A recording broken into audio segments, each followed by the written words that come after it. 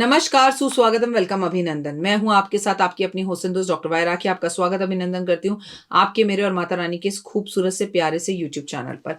आपका दिन खुशियों भरा रहे, जीवन में मुस्कान आए हुए हुए, आप जहाँ जाओ वहाँ बाहर आ जाए, जिंदगी खूबसूरत हो जाए। ओए होए 2024 सिर्फ आपका हो, छा जाए। सोच पॉजिटिव करो, अच्छा करो, बेहतर करो, बढ़िया कहो, बढ़िया बोलो, बढ़िया दो, बढ़िया सोचो, प्यार दो, प्यार लो, कॉम्प्लीमेंट्स दो, मिलकर रहो। और दुनिया में दो लोग जो झगड़े हुए हैं उनके आपस में दोस्ती करा दो। ओए होए आनंद ही अनुभव होगा आपको। फिलहाल कार्यक्रम की शुरुआत हमेशा की तरह बिलीव इन करना।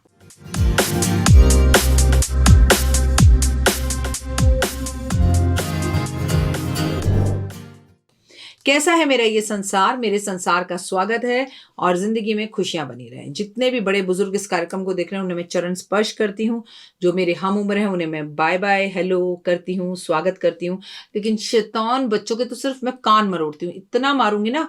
ये जो आलस है, आज नहीं नहाना, आज सर्दी बहुत है, सर्दी में नहाना क्यों पड़ता है, मुझे नहीं उठना, माँ की बात नहीं माननी, मुझे ये चाहिए, मुझे वो चाहिए, मुझे स्कूल नहीं जाना, मुझे ऑनलाइन पढ़ाई करनी है, भगवान दोबारा कोविड ले आए, राम राम राम राम राम। बच्चों से तो भगवान ही बचाए।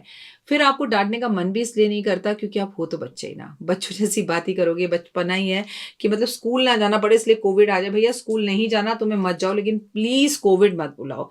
जिंदगी में अभी बहुत कुछ देखना है, जिंदगी में अभी बहुत सारी कमिटमेंट्स हैं जिन्हें पूरा करना है। अजी मैं अपनी बात नहीं कर रही हूँ, मैं आप ही की कर रही हूँ।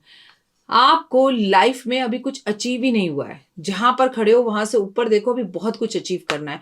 और यकीन मानिए 2024 बदलाव का ये साल रहेगा। ये एक ऐसा साल रहेगा जब आप चेंजेस देखेंगे। नौकर बदल जाएगा, नौकरी बदल जाएगी, दोस्त बदल जाएंगे, दुश्मन बदल जाएंगे, सरकारें बदल जाएंगी। और जितने सरकारें, अगर वही सरकारें रहीं तो उनके अंदर के नेता बदल जाएंगे, कार्यकाल बदल जाएगा, जितना भी संविधान है देश का वो बदल जाएगा, नए संविधान बनेंगे, नए तरीके बनेंगे, नए कानून बनेंगे, नई नई चीजें, पुरानी चीजें आउट होंगी। जिसे मैं कहती हूँ ना, ये जो साल है ना 2024, ये साल बदलाव का साल होगा। मुख्यमंत्री बदल रहा है, प्रधानमंत्री बदल रहा है। I am not talking about only 2024 इन दिल्ली और India, I am talking about a world. TV channels, जैसे सडन नेटफ्लिक्स आया था और सडनली ओटीटी आया था, हम लोगों ने कहा ये क्या है, घर बैठे बैठे पिक्चरें देखेंगे, कहीं जाना ही नहीं है। ऐसी चेंजेस आएंगे, ऐसी चेंजेस, जिंदगी और छोटी और हाथ में होती चली जाएगी। रॉबोट के नौकर बनेंगे, मतलब हमारे लिए जो काम करेंगे वो रॉबोट काम करेंगे। गाड़ियां जैसे चार्ज होकर बिजली से चल रही हैं, और मिनी गाड़ियां, और मिनी गाड़ियां, कई तरह की ऐसी चीजें आएंगी, उड़ने वाली गाड़ियां। ऐसी ऐसी चीजें चेंज होंगी कि जो हमें लगेगा हैं, क्या आज से 20 साल पहले हम सोच सकते थे कि ऐसा भी हो सकता है। ऐसा होगा। ये साल बदलाव का साल है और आपका भी जीवन बदल सकता है अगर आप 23 जनवरी मंगलवार प्रदोष का व्रत रखते हैं।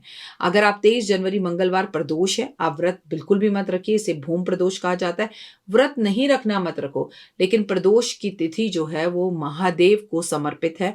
बार बार बोल रही हूँ, इस साल शनि देव अधिप्रता है, कर्ता धर्ता है, और वो स्वयं महादेव की पूजा करते रहते हैं। महादेव भी उनकी कुप दृष्टि से बच नहीं पाए थे, तो अगर जब महादेव नहीं बच पाए तो मेरी आपकी तो औकात ही क्या है कि हम बच पाए। तो अगर आपको शनि की अच्छी दृष्टि के रिजल्ट्स चाहिए तो आपको महादेव की पूजा अवश्य करनी होगी। अगर आप महादेव की पूजा करते हैं, ओम नमः शिवाय का जाप करते हैं, महादेव की आरती करते हैं, शिवलिंग पर जल अर्पण करते हैं, जगह जगह पर शिवलिंग की स्थापनाएं होंगी, कई जगह जमीन से शिवलिंग हमें मिलेंगे, कई नई चीजें हमें सुनने को मिलेंगी, कई नई पद्धतियां हमें सुनने को मिलेंगी, कई नए तरह की एस्ट्रोलॉजी हमें देखने के लिए मिलेगी। बहुत कुछ बदलाव होगा। बदलाव बस इस 2024 मीन्स बदलाव। तो आपको क्या करना है? आपको सबसे पहली बात तो मंगलवार वाले दिन जब प्रदोष पड़ता है उसे भूम प्रदोष कहते हैं, तो ये अपने आप में बहुत ज्यादा अपने आप में खास हो जाता है। हनुमान जी के मंदिर में आपको जाना है और कहा जाता है कि हनुमान जी जो हैं वो भोलेनाथ का ही दूसरा रूप है। प्रदोष व्रत के लिए आपको 11 मंगलवार हनुमान जी को चमेली के तेल का सिंदूर अर्पण करना है, चोला चढ़ाना है, सुंदरकांड का पाठ करना है और उनका मनपसंद भोग लगाना है और अपने कष्ट और तकलीफें दूर होने की भगवान से प्रार्थना करनी है। तो आप महसूस करोगे कि आपके कष्ट और तकलीफें दूर हो रहे हैं और आपका मन चाहा कार्य हो रहा है। महादेव की विधि विधान से पूजा करनी है। हो सके तो भूम प्रदोष वाले दिन शाम के टाइम पर अपने घर में रुद्राभिषेक रख लीजिए या मंदिर में रुद्राभिषेक रख लीजिए। शंकर भगवान पे काले तिल, दूध अर्पण, शहद, घी, बेलपत्र, धतूरा और भस्म अर्पण जरूर करें। सीजन के फल अर्पण करें, 5 दिए जरूर जलाएं, गंगा जल अर्पण जरूर करें, शिवलिंग की आधी अधूरी परिक्रमा करें, घंटी जरूर बजाएं, शिवालय में जाकर आप भजन कीर्तन करें, शिव चर्चा करें और ताली जरूर बजाएं। फिर आप देखिए आपके जीवन में क्या बदलाव आते हैं। लाल मूंग के बने हुए गणपति जी आपको बाजार में मिलते हैं। अगर लाल मूंग के बने हुए गणपति ना मिले तो आपके घर में जो गणपति हैं उनकी पूजा करें, उन्हें सिंदूर अर्पण करें और भगवान से प्रार्थना करें कि प्रभु मैं आपको मोदक का भोग मंगलवार वाले दिन लगाऊंगा। मेरा ये अर्जी है आपसे, मेरा ये कार्य फंसा हुआ है, मेरा ये कार्य अटका हुआ है, लेकिन आपकी कृपा से वो कार्य हो गया। आप यकीन मानिए मंगलवार को ये उपाय कर देखिए, बुधवार को आपका वो काम हो जाएगा। लेकिन आपका काम हो भी जाए तो भी हर मंगलवार इस चीज को करिए, बोलिए और कहिए, क्योंकि इंसान तो कहीं ना कहीं जाके अटक ही जाता है, उसके काम फंस ही जाते हैं और उसे भगवान की हर वक्त हर शरण जरूरत होती है। लेकिन अगर हम मंगलवार वाले दिन हनुमान जी की पूजा करते हैं, गणपति की पूजा करते हैं, तो ये कोई बड़ा टास्क नहीं है। टास्क है कि हम उनकी पूजा भी कर रहे हैं और उस दिन प्रदोष भूम प्रदोष भी है जिसमें शिव का भी आशीर्वाद मिल गया।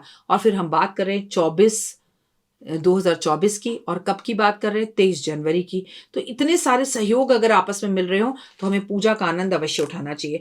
भूम प्रदोष वाले दिन आपको मंगल की शांति करानी चाहिए और मंगलनाथ की पूजा करनी चाहिए। काफी समस्याओं का हल होता है। इस दिन आपको नजर जरूर आनी चाहिए। भूम प्रदोष पर हनुमान जी के मंदिर जरूर जाना चाहिए और सबसे बड़ी बात त्रिकोणा झंडा उनको लगाना चाहिए। त्रिकोण झंडा ना तिकोना झंडा ना मिले तो कोई भी झंडा लगाएं, पर झंडा जरूर लगाएं, पर झंडा और डंडा आपका हो। मैं ये बात बार बार बोलती हूँ तो लोग मुझसे कहते हैं मैम झंडा और डंडा आपका, इसका मतलब लोग हाथ में झंडा ले जाते हैं और पंडित जी को समर्पण कर देते हैं। वहां पर पंडित जी के पास डंडे पड़े होते हैं और पंडित जी उसमें झंडा चढ़ा देते हैं। लेकिन जरा सोच के देखिए, डंडा तो लाकर दिया किसी ने, झंडा है आपका, तो आपको नहीं लगता कि डंडे का कोई अस्तित्व नहीं है झंडे के बिना और झंडे का कोई अस्तित्व नहीं है डंडे के बिना? तो आपको दोनों चीजें ही उनको देनी चाहिए। जो लोग अपने झंडे को दूसरे के डंडे पे लगाते हैं ऑटोमेटिकली उसका 50% फायदा तो उस व्यक्ति को हो जाता है जिसका वो झंडा है। तो झंडा और डंडा दोनों आपके हों, लेकर जाएं। महादेव को आप प्रदोष वाले दिन बेलपत्र अर्पण करें, भांग अर्पण करें, धतूरा अर्पण करें, गंगा जल अर्पण करें, खीर जरूर इस दिन बनाएं, भगवान को खीर का भोग लगाएं और भगवान के सामने प्रदोष काल में बैठकर, जो कि सूर्य अस्त के बाद 1.5 घंटा या सूर्य अस्त से पहले 1.5 घंटा महादेव के मंत्रों का जाप करें, महामृत्युंजय की पूजा करें, शिव चालीसा पढ़ें। शिव की कृपा आप पर सदैव बनी रहेगी और आपकी मन इच्छाएं पूर्ण होंगी। भगवान की असीम कृपा आप पर होगी। प्रदोष की तिथि बहुत खूबसूरत तिथि है। हर हर महादेव, घर घर महादेव, ओम नमः शिवाय, शिवाय नमः का जाप जरूर करें। और सबसे बड़ी बात, भक्त एक शिव का चला शिव को मनाने के लिए, हाथ में 2 फूल लोटा जल चढ़ाने के लिए।